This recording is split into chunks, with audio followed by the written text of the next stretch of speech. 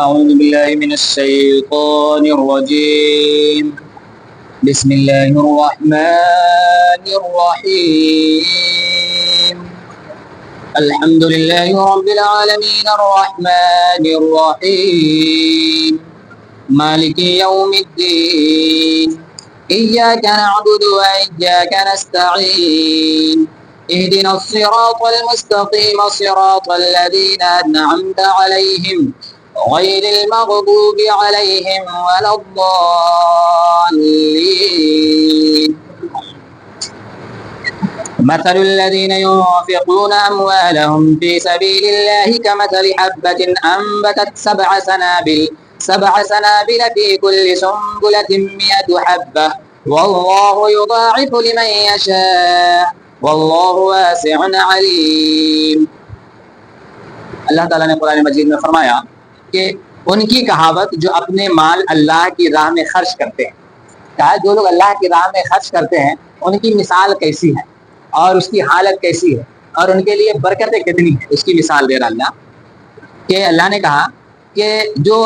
اپنے مال اللہ کی راہ میں خرچ کرتے ہیں اس دانے کی طرح ہے جس نے اگائے 7 بالیں۔ کیا؟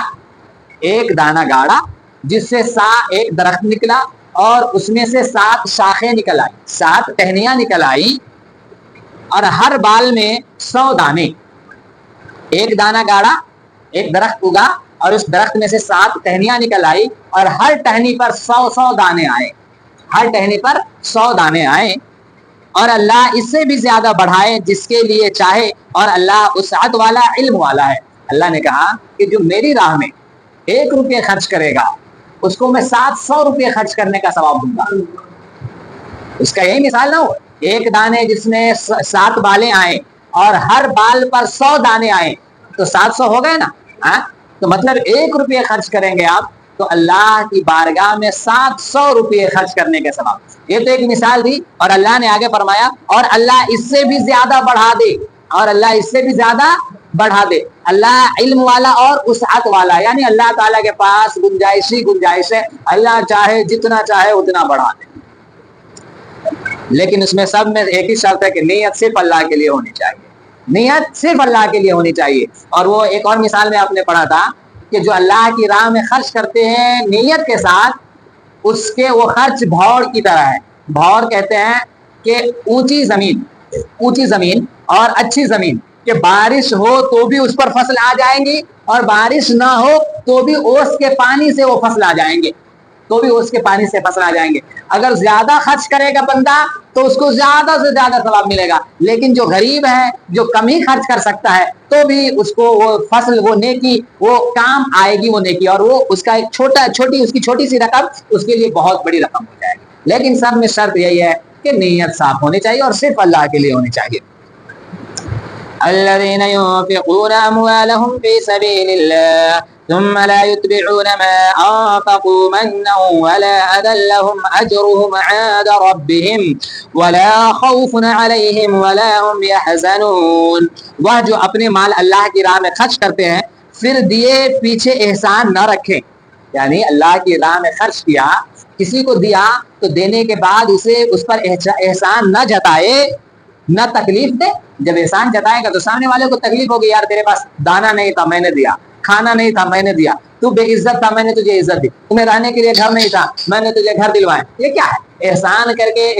احسان جتلا دینا اور یہ تکلیف دینا ہے۔ تو اسی کا بیان ہے جو اللہ کی راہ میں خرچ کرے اور خرچ کرنے کے بعد نہ احسان جتائے نہ تکلیف دے، ان کا نیک ان کے رب کے پاس ہے، یعنی ان کا انعام ان کے رب کے پاس ہے، اور انہیں کچھ اندیشہ نہیں اور کچھ غم نہیں۔ مطلب یہ کہ اسے بلا فکر رہنا چاہیے، جو اللہ کے راہ میں خرچ کر دے وہ ٹینشن فری ہو جائے، ڈونٹ وری ہو جائے وہ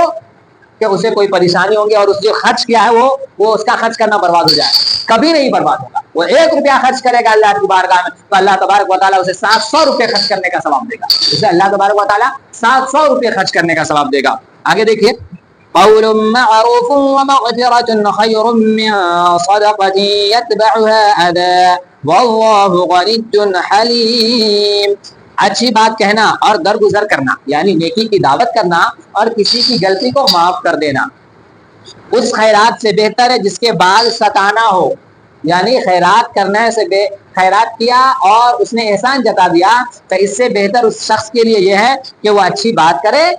اور دوسروں کی غلطیوں کو معاف کر دے، اور احسان کرے تو احسان کرنے کے بعد اپنے احسان جتائے نہیں۔ اور اللہ بے پرواہ علم والا ہے، یعنی اللہ تبارک و تعالی تو کوئی پرواہ نہیں، کسی پوری دنیا برباد ہو جائے، پوری دنیا اس کی عبادت کرنا چھوڑ جائے، اللہ تبارک و تعالیٰ کو کوئی فرق نہیں پڑتا ہے۔ اگر ہم عبادت کرتے ہیں تو اپنی بھلائی کے لیے کرتے ہیں، اللہ تبارک و تعالیٰ کو ہماری عبادتوں کی کوئی ضرورت نہیں۔ کیوں؟ وَلِلَّهِ مَا فِي السَّمَاوَاتِ وَمَا فِي الْأَرْضِ، کہ زمین و آسمان میں جتنی چیزیں ہیں سب اللہ کی ہے۔ اور اللہ نے دوسری جگہ، بلکہ دوسری نہیں کئی جگہ پہ فرمایا يُسَبِّحُ لِلَّهِ مَا فِي السَّمَاوَاتِ وَمَا فِي الْأَرْضِ، زمین و آسمان میں جو کچھ بھی ہے سب اللہ کی پاکی بولتی ہے، سب اللہ کی تعریفیں کر رہی ہیں، تمام کی تمام چیزیں اللہ کی عبادت کر رہی ہے۔ تو پھر ہمیں انسان، اگر پوری انسانیت، پورے جنات اللہ کی تعریف کرنا چھوڑ دے تو بھی اللہ کو کوئی فرق نہیں پڑنے والا، یا پیڑ پودے چھوڑ دے،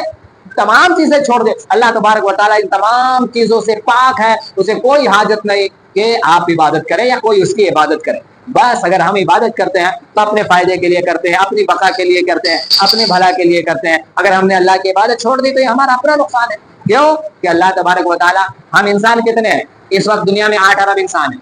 8 ارب انسان ہے، لیکن پیڑ پودے کتنے ہیں، زمین کتنی ہے، فرشتے کتنے ہیں، اور کیڑے مکوڑے کتنے ہیں، جانور کتنے ہیں، بلکہ زمین میں جتنی چیزیں ہیں اور آسمان میں جتنی چیزیں ہیں، سب آسمان تو